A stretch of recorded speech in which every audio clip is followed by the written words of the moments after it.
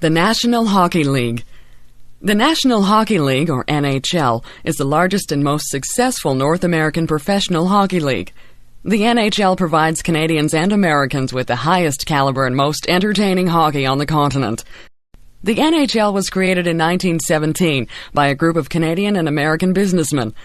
Their two central goals were to create a league that provided the most entertaining hockey in North America and generated revenues and profits. This was a somewhat new idea at the time. While there were some for-profit leagues in existence, most were amateur. This meant that players, coaches, and owners of teams were not allowed to make money from playing the game of hockey. It took several decades for the NHL to become the most dominant league. In the early days, a few professional or commercial leagues competed with the NHL for the public's entertainment dollar. Leagues competed vigorously for the best players in order to be successful and attract spectators and fans. While this was beneficial to players because they could command higher salaries, it was bad for business because owners' expenses skyrocketed. As a result, many teams and leagues went bankrupt. By the 1930s, however, the NHL remained as the only major professional league in North America. This effectively kept players' salaries down and reduced expenses. The NHL's team owners realized that in order for the league to be a successful commercial business, they would have to stop competing against each other off the ice. This was best accomplished by ensuring that only one major league existed, so that competition was reduced. To this day, the same business model is followed, and the NHL is still the only major professional hockey league in North America. For several decades in the mid-20th century, the NHL owners were extremely successful financially. They generated very high profits because, having a monopoly in the hockey market, they could limit the sale and trade of players. When players signed onto a team, they generally did so for life, and at the pay rate determined by the owner. Players were forced to accept these conditions because there were no other leagues in existence. This all changed in the 1970s when players organized to form a players' union. Through the collective bargaining process, players gradually fought owners for higher pay and greater rights. Today, many players are very wealthy for this reason. If it was not for the players' union, it is likely they would still be working in similar conditions to those during the early days of the NHL, low pay and little freedom to move from team to team. With NHL owners and players cooperating, the NHL continues to be the most successful and entertaining hockey league in North America. Teams across Canada and the United States compete for the prized Stanley Cup, the most sought-after trophy in North American hockey. Video designed by English7levels.com. Drug use in sport. Athletes using drugs to enhance performance has become one of the greatest problems facing elite international sport. Major sports organizations, such as the International Olympic Committee, are putting a lot of time, effort, and money into the detection of drugs. The race between athletes using drugs and detection agencies seems to be just as fierce as sport competition itself. Athletes have been using drugs or other stimulants to enhance performance for centuries. Even athletes in the ancient Olympic Games in Greece used various stimulants to enhance performance. However, since the 1950s, the degree of drug use has risen to a level never before seen in human athletic history. Drug testing began in the Olympic Games in the 1960s. One of the first sports to encounter drug use was cycling. During the 1960 Summer Olympic Games in Rome, Italy, a cyclist died from an amphetamine use. In 1967, another cyclist died in the Tour de France cycling race. Around the same period, bodybuilders in the United States were experimenting with newly developed synthetic steroids that built muscle mass. As a result, the International Olympic Committee started testing for steroids during the 1976 Olympic Games in Montreal, Canada.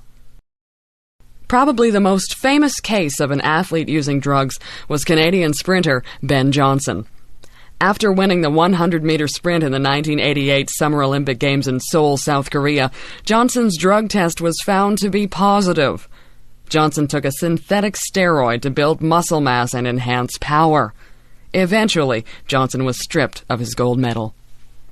In the aftermath of Johnson's positive drug test, the Canadian government conducted a federal inquiry into the drug use in Canadian sport. The government inquiry was the largest one to have been conducted in any country up to that point in time. The results of the inquiry found that drug use among Canadian athletes was very common. The inquiry stated that there were problems beyond just individual athletes, such as Johnson taking drugs to enhance performance. Indeed, it was stated that there was a moral crisis throughout sport. Today, the race between drug detection agencies and athletes who use drugs continues. In January 2000, the International Olympic Committee created a new agency to detect drug use, the World Anti-Doping Agency, WADA. WADA has provided increased resources for drug detection, especially in Olympic sports. Hopefully, WADA will be able to keep pace with the current moral crisis in sport. Participaction. Participaction was the name of the Canadian government program designed to encourage Canadians to get and stay physically fit. Created in 1971 by the federal government, Participaction was successful in encouraging Canadians to be active and to stay healthy. Participaction was created by the Canadian Liberal government of Prime Minister Pierre Trudeau. Trudeau believed that sport and recreation should play an important role in the lives of Canadian citizens. His government took 2 steps towards the accomplishment of this goal. First, a government agency was created to provide funds for high-performance athletes, such as those training and competing in the Olympic Games. A second agency was created to encourage participation and physical activity in the general Canadian population. It was out of this second agency that Participaction was born. Participaction became famous in the 1970s because of a series of television commercials. In these commercials, a young Canadian in his 20s was seen being outrun by a 60-year-old Swedish man. The message was that Canadians had become lazy and inactive. This was probably true of Canadians at the time. Physical fitness was not highly encouraged in schools, especially for women. Also, the government played little role in encouraging physical activity before Participaction. The result of Participaction was impressive. Canadians became more active in the years following the program's inception. Also, fitness and activity were encouraged through physical education programs. Participaction was seen as a positive program because it got Canadians active while reducing healthcare costs caused by inactivity and poor physical conditioning. Recently, Participaction was terminated by the federal government because of a lack of funding. Many people thought this was a shame given the positive messages the program gave to otherwise inactive Canadians. Despite the program's termination, Participaction has made a long-lasting impression on Canadians. Hopefully, its positive example of physical fitness for Canadians will continue in the future. The Olympic Games. The modern Olympic Games began in the late 19th century as a revival of the ancient Greek Olympics. Now, just over 100 years old, the modern Olympic movement is the biggest and most important sports movement in the world. In fact, many people believe the Olympic Games to be the most important cultural event of any kind in the world. The modern Olympic Games were the brainchild of Frenchman Baron Pierre de Coubertin. De Coubertin's dream for an international sports event and cultural movement became a reality in 1894 at the International Athletic Congress in Paris. After the Games were constituted in 1894, the first Olympic Games was held in Athens, Greece in 1896 in recognition of the ancient Greek Olympic Games. The original purpose of the Olympic Games, in de Coubertin's mind, was to celebrate and strengthen the physical, mental, and cultural qualities of humanity. The Games would blend sport with culture, tradition, and education. The philosophy of Olympism is based on the joy of physical and mental effort and the respect for universal ethical principles. De Coubertin envisioned creating a more noble and sympathetic humanity through the Olympic movement. The sports events themselves de Coubertin modeled after the English public school sports system. He saw in upper-class English boys' sport the qualities of camaraderie, nobility, and honesty. Most importantly, however, was adherence to the rules of sport, in particular the rule that stated sport ought to be amateur in nature. De Coubertin believed participants should never participate in sport for the purpose of making money. To do so would contradict the underlying philosophy of sport. Breaking the amateur rule in de Coubertin's time was as serious a violation as taking drugs to enhance performance is in today's world of sport. Over time, the Olympics grew to be the largest international festival of any kind. Today, debates exist as to the degree to which the modern games adhere to de Coubertin's original intent. On the one hand, Olympic sport is truly international in nature, as de Coubertin would have wanted it. On the other hand, it is doubtful that de Coubertin would have admired the existence of politics, commercialism, and drug use in sport. The Olympics have become truly international, but perhaps at a price. There is little question that the Olympic Games hold out the possibility for fulfilling de Coubertin's original goal of sport contributing to a better, more peaceful, and understanding world. Sport in Canada. There is a long and rich history of sport participation in Canada. Many of the sports and games Canadians currently play can be traced back to the early days of Canadian history. In the 19th century, sport and games in Canada were not highly organized. Few people had the time or money for playing games. The harsher aspects of everyday life took precedence. However, around the turn of the century, several amateur sport organizations emerged. These groups attempted to organize sports competitions, set rules, and develop teams and leagues. As a result, organized competitions quickly grew in number around this period of time, especially in the 50-year period between 1870 and 1920. Some of the earliest organized sports in Canada were rifle shooting, rowing, track and field, rugby, football, skating, cricket, and golf, among others. Many of these sports were imports of sporting traditions from Great Britain. This made sense given that many of the leaders of early amateur sports organizations were recent British immigrants to Canada. An example of early Canadian sport can be seen in the sport of rowing. Imported from the rowing traditions in England, rowing was one of the most famous sports in early Canadian history. Although relatively few Canadians actually rowed themselves, many participated as spectators. Rowing races between Canadian oarsmen and between Canadians and international competitors were famous events. Also, gambling or betting on the outcome of races attracted many spectators. The most famous Canadian athlete of the times was Ned Hanlon, 1855 to 1908. An oarsman, Hanlon remains to this day one of the most famous athletes in Canadian history. In fact, during his life he was famous throughout the world. A Canadian and world champion several times over, Hanlon was a fierce competitor. However, Hanlon was also famous for his appeal to spectators. He made a regular practice of gaining a seemingly insurmountable lead over his rival, and then stopping to wave at the crowds on the shoreline. He would even slow down during a race, allowing his competition to catch up to him, only to take the win at the last moment. These exploits made Hanlon one of the first showmen in sport. He recognized the importance of the entertainment value of sport. Sport in Canada has developed rapidly since Hanlon's time. Today, Canada has a complex system of amateur sports organizations and professional leagues. In addition, in the 1960s, the federal government of Canada became directly involved in the pursuit of healthy lifestyles and sporting traditions of Canadians. Today, the government provides funds for elite amateur athletes preparing for world championships and the Olympic Games. The athletic role models produced by these government programs are crucial to Canadians in general.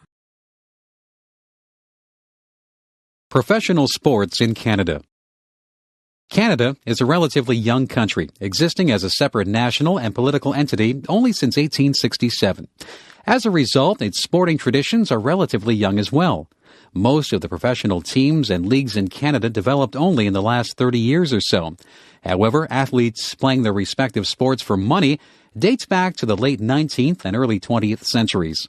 Canada has 6 National Hockey League NHL teams, 8 Canadian Football League CFL clubs, 2 Major League Baseball MLB clubs, and 1 National Basketball Association NBA team.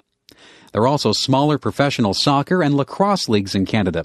It is estimated that professional sports and leagues throughout the country contribute over $600 million in value to the country's economy and account for over 23,000 jobs. Of the professional sports, hockey has the longest history and the greatest cultural influence on Canadians. The NHL has been in existence since 1917. However, organized professional and amateur leagues existed in Canada long before them. Many small-town teams competed for local or provincial championships and had a strong influence on those Canadians who had little access to or knowledge of big city teams in Toronto or Montreal. In fact, it was not until NHL games were broadcast on the Canadian National Radio Hockey Night in Canada radio broadcast that many Canadians had experienced an NHL game. Indeed, despite the fact that the NHL was considered Canada's most prestigious league, it was not until the advent of television in the 1950s that most Canadians had ever seen an NHL game. Today, all professional sport in Canada is one way or another affected by the more powerful American leagues. In the sports of baseball and basketball, Canada has no professional leagues of its own. Instead, Canadian teams play in the American-dominated leagues. These leagues require a large, concentrated audience in order to generate revenues for the team and, in turn, the league in general. As a result, the major team franchises exist in the large urban centers, Toronto, Montreal, and Vancouver. Even between those cities, the teams are not evenly spread. Probably the most famous teams in the American-dominated leagues are both Toronto teams, the Blue Jays in Major League Baseball and the Raptors in the National Basketball Association. Many Canadians worry that the American dominance of professional sport is a threat to Canadian independence. As an important component of national culture, sport reflects and reinforces the norms and values of Canada. However, the most sought-after and visible teams in Canada are ones in American-dominated leagues. Even the National Hockey League, once considered a secure Canadian sports icon, has its corporate offices in New York. Debates about the threat of American-dominated professional sport to Canadian sovereignty will undoubtedly continue in the future. Ned Hanlon. Edward Ned Hanlon, 1855 to 1908, was one of the most important athletes in Canadian history. Hanlon, an oarsman, helped shape the direction of Canadian sport in its early formative years. His combination of athletic success and popularity with rowing spectators helped promote the cause of rowing and professional sport. In the late 19th century, rowing was one of the, if not the, most popular sports in Canada. The sport received as much, if not more, press coverage and general public interest than any other sport. In addition, the sport's long history in Canada, Great Britain, Australia, and the United States developed into well-organized national and international championships, including one of the first regularly held world championships in any sport. In fact, Hanlon was a regular winner of world championship titles. Part of the popularity of rowing involved gambling and lucrative prizes. Spectators regularly bet on single sculling, in much the same way they do on horse racing today. Hanlon quickly rose to fame in the late 19th century through a combination of careful financial planning of his athletic career and his mastery of the sport. Perhaps his most ingenious invention was the now common sliding seat. By fixing wheels onto a wooden seat, Hanlon gained an advantage over his competitors, who slid back and forth in the boat on grease. The extra use of his legs translated into greater boat speed for Hanlon. Hanlon was also noteworthy for his methods of gaining popularity with fans. Recognizing the importance of the entertainment value of sport, Hanlon would regularly wave to the crowds and perform rowing tricks such as removing his hands from the oars in the middle of the race. He was even known to fake an injury in the middle of a race, only to recover just in time to win the race. Of course, the additional purpose of this strategy was to raise gambling odds, thus making himself and his financial handlers wealthier from his victories. In the 1870s and 1880s, Hanlon won and then successfully defended his world championship title 7 times. He also competed in commercial exhibitions and rowing tours around the world. After his competitive career ended, Hanlon went on to coach younger oarsmen in 2 North American universities, Toronto and Columbia. So famous was Hanlon that one major newspaper in Canada claimed he was the single greatest agent for attracting new immigrants to the young country. Today, a bronze statue stands in Toronto in honor of his success, and an island just off the shores of the city of Toronto is named after Hanlon. Rowing. The sport of rowing is one of the oldest organized sports in the Western world. The modern version of the sport was developed mainly in England in the 19th century, especially in the public school system. However, boat races somewhat similar to the modern sport took place in ancient Greece during the ancient version of the Olympics. In the late 19th and early 20th centuries, rowing gained much popularity. The sport was particularly famous in countries with a history of immigration from Great Britain. Canada, Australia, and the United States of America. Most of the main colonial countries had national championships, and a world championship was regularly held. The sport developed either in private clubs or in elite educational institutions. In 1852, a race between Yale and Harvard universities in the U.S. was the first organized athletic competition of any kind. The turn of the century saw the sport's ascendancy to one of the largest spectator sports. Many regularly held races depended on betting or gambling to attract spectators. The biggest international matches attracted thousands of spectators, and much money was wagered. Canadian Ned Hanlon was perhaps the greatest of the early rowing champions. In the late 19th century, he dominated international rowing races. Hanlon also combined his rowing skill and prowess with his own unique brand of showmanship to attract spectators. Hanlon is also known for having invented the sliding seat. His wooden seat, set on wheels, greatly increased his efficiency and speed and gave him a distinct advantage over competitors. Before Hanlon's time, rowers would wipe grease on a wooden platform in the boat and slide over the grease. The older technique was less reliable and did not allow as much leg drive as Hanlon's newly invented seat. As the 20th century unfolded, rowing lost some of its earlier public support and distinction. In North America, as professional sports attracted the attention of spectators and television viewers, other amateur sporting traditions such as rowing lost support. Today, rowing maintains a strong tradition under the administration of the world governing body for the sport. However, the yearly World Championship does not typically receive the attention of other major sports events, such as track and field.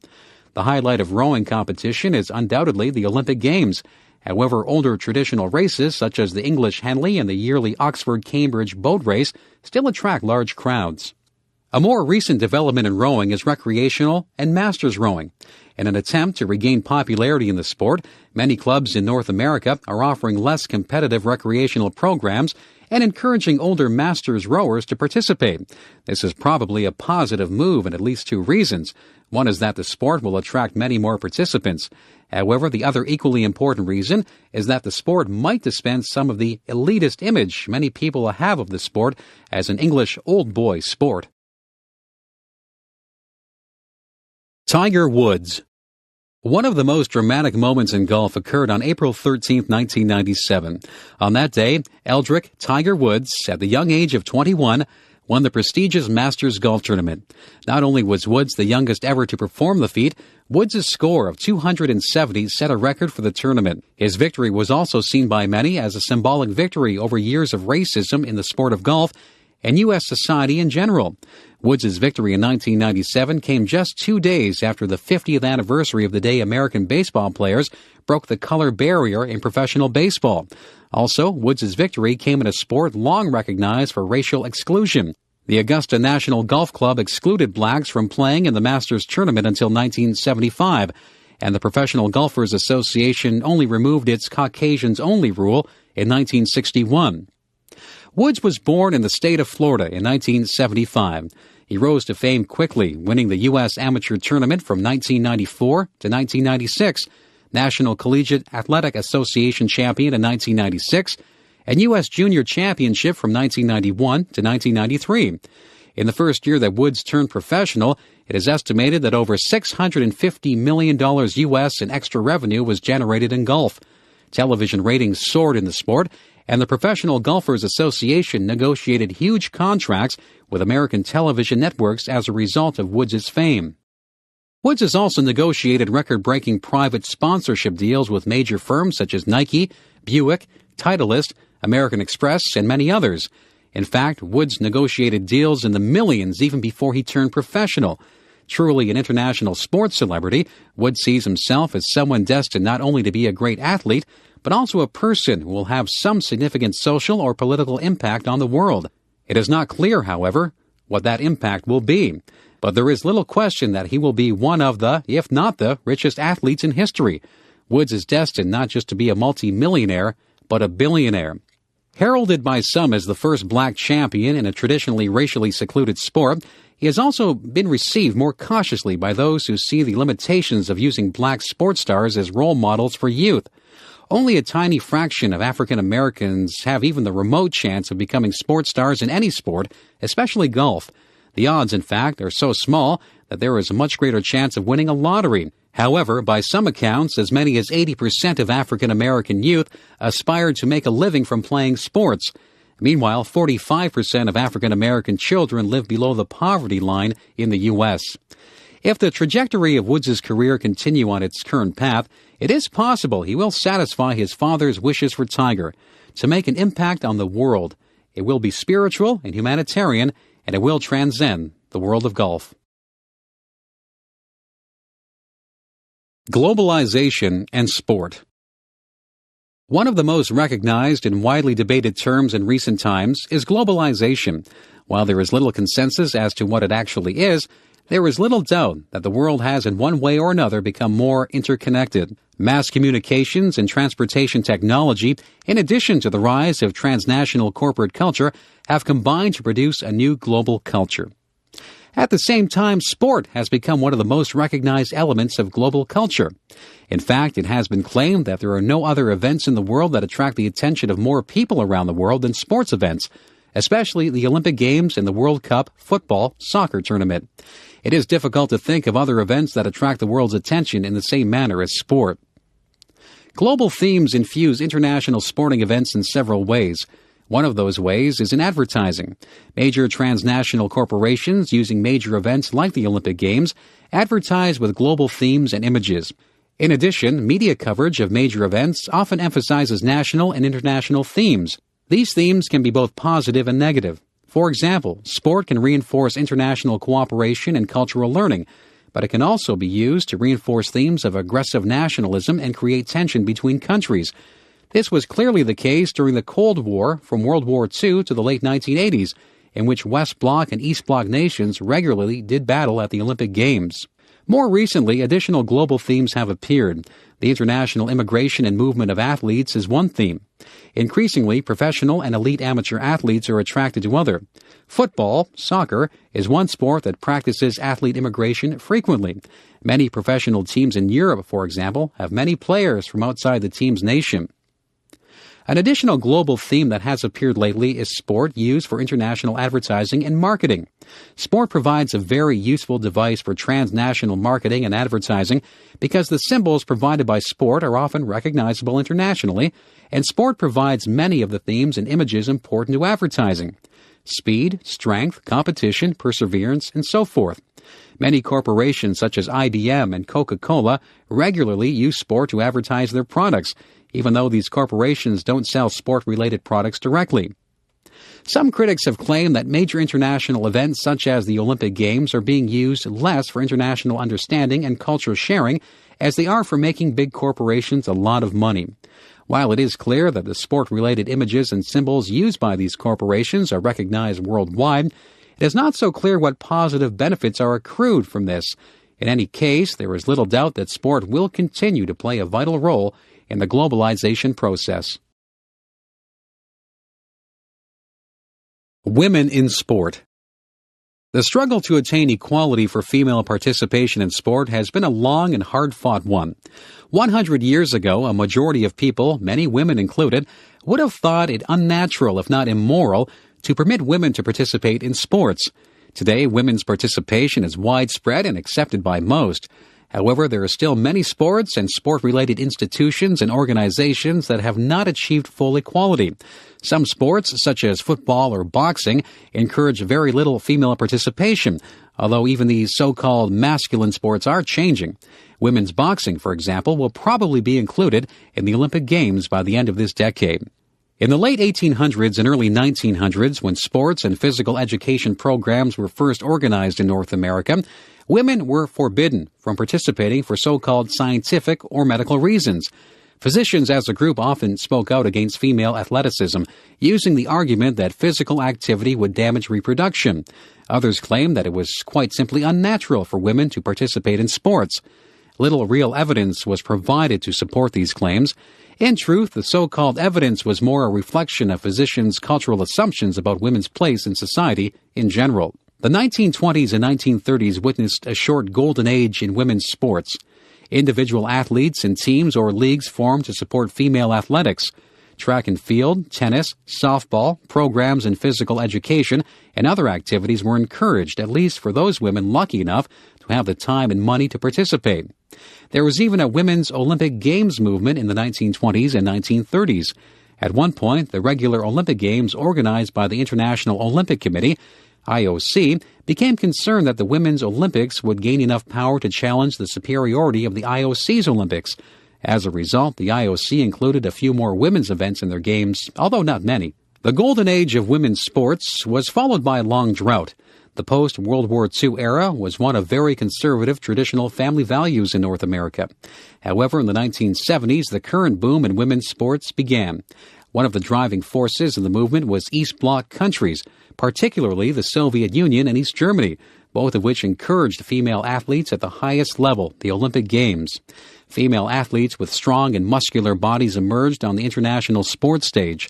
At first, this raised concern among the male-dominated sports establishment.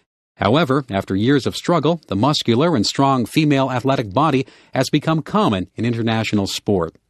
In the late 19th century, the founder of the modern Olympic Games, Pierre de Coubertin, said that the sight of women participating in sport was an affront to the human eye and unnatural. We've come a long way since then.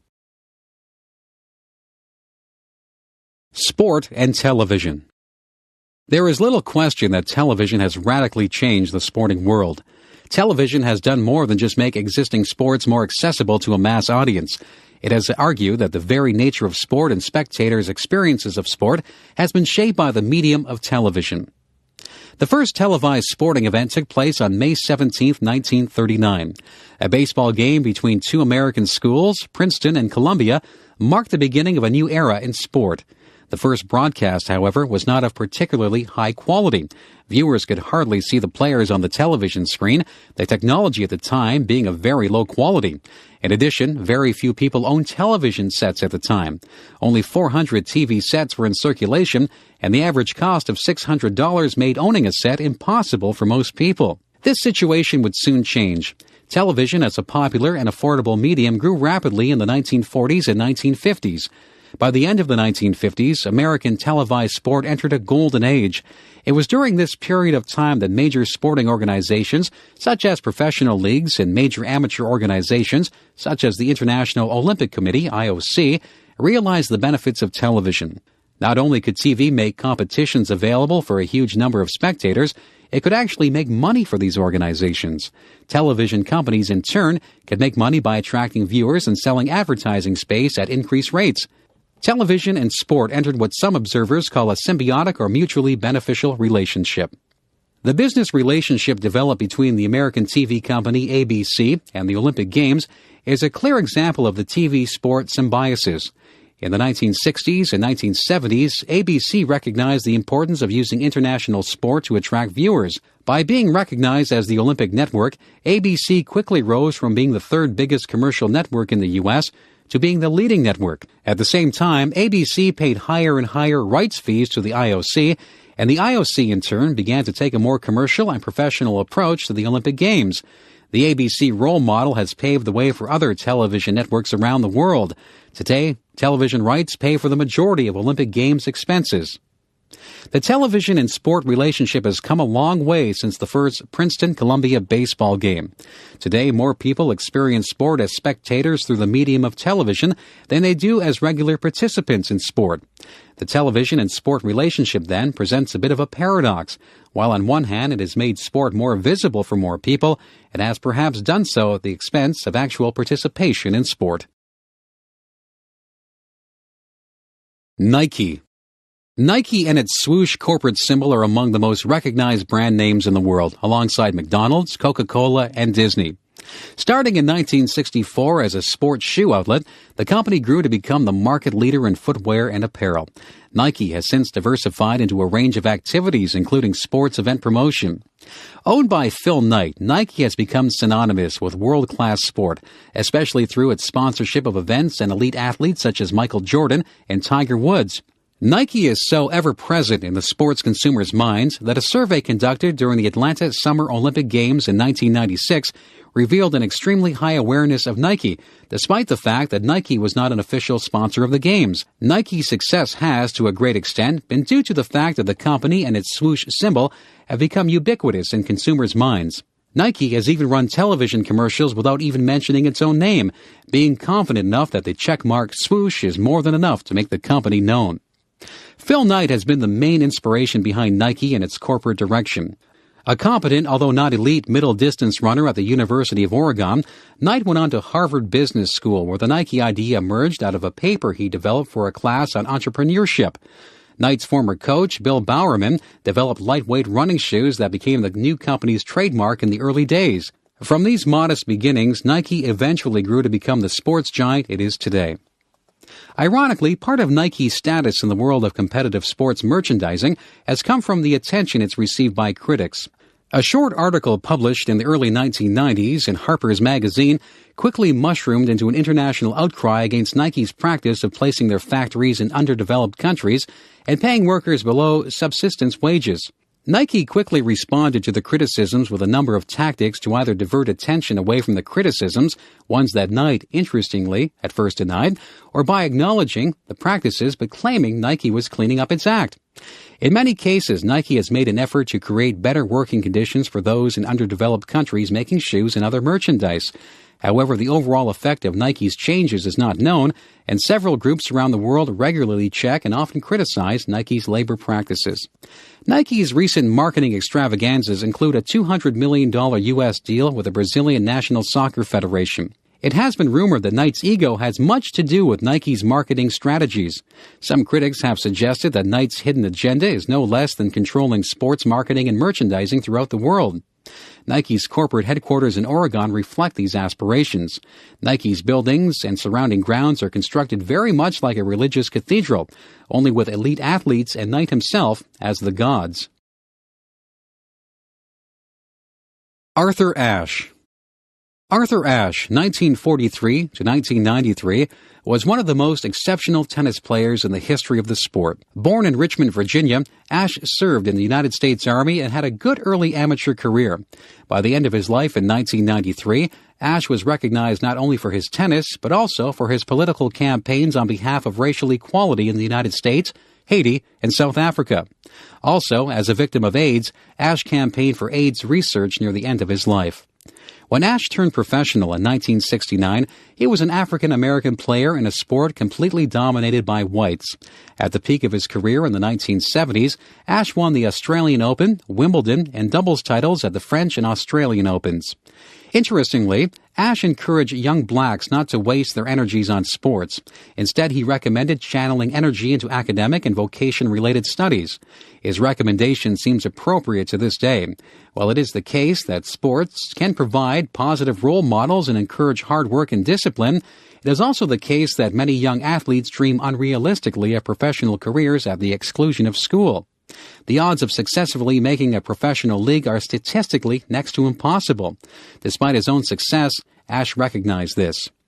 Mindful of racism in American society, Ashe always thought of his own career in terms of the general experience of blacks in America. He wrote several books recounting these ideas. Ashe's historical writing on the history of African Americans in sport spawned a multimedia series, A Hard Road to Glory. Today, while a few more blacks have been successful in sports traditionally dominated by whites, it is still the case that whites dominate. The recent successes of athletes like the Williams sisters in tennis and Tiger Woods in golf sometimes conceal the fact that these sports are still predominantly white. According to Ashe's thinking, it would be a mistake to take one role model such as Tiger Woods and from that conclude that race problems in sport no longer exist. Like any institution, race relations in sport should be thought of for their long-term trends, not individual exceptions. Arthur Ashe contracted the HIV virus through a blood transfusion and died of AIDS in 1993, aged 50. While since his death he has become revered and respected, in the 1980s, near the end of his life, he was unpopular for his ideas. However, his combination of political campaigning and athletic prowess made him a revered figure in American history. Bjorn Borg. The professional career of tennis player Bjorn Borg was one of the most interesting ones in recent sports history. Borg's success in his sport came at an early age. Borg won Wimbledon when he was only 20 years old. However, by the time he was 26 and in the prime of his career, Borg inexplicably retired from professional tennis. Borg, who began playing tennis at the age of 9, was the number 1 ranked junior player by the age of 14 and had won the Italian and French Open titles at the age of 18. These were the first of several major championships won by Borg in the late 1970s and early 1980s. Probably his greatest achievement was a winning streak at Wimbledon that spanned 5 years. Between the years 1976 and 1982, Borg enjoyed almost complete dominance in competitive tennis. His retirement in 1983, then, was a bit of a puzzle. Although his tennis skills waned somewhat in the previous year, he was still one of the top players on the tour and only 26 years old. Even stranger was the fact that Borg refused to reveal the reasons for his retirement. Following his retirement, Borg encountered a number of personal problems, which kept him in the media spotlight, even though he was no longer playing competitive tennis. 5 years after his retirement, an emergency hospital procedure saved his life. While Borg claimed he had food poisoning, it was suspected he had a barbiturate overdose. In 1991, Borg attempted to make a comeback on the professional tennis tour, only to fail miserably. His insistence on using a wooden racket at the time, when all of the world's top players were using synthetic fiber rackets, didn't help matters. At the same time, Borg's second wife attempted to commit suicide, and the couple divorced in 1993. Eventually, Borg disappeared into obscurity, and there is little news of his life today. These sad stories about the latter part of his career aside, Borg was an important figure in modern tennis history. He was the sport's first modern media star and icon. Teenage girls conferred upon him a status comparable to a rock star. His face adorned T-shirts and other merchandise, making him the most marketable tennis player in history. Borg's career was a catalyst for Swedish tennis players. Those who followed in his footsteps and held him up as their hero included tennis stars Mats Wilander and Stefan Edberg. Perhaps most important of all, Borg gave to the sport of tennis a degree of showmanship, visibility, and marketability that was used as a role model for the sport in future decades. Video designed by English7levels.com. Babe Didrikson.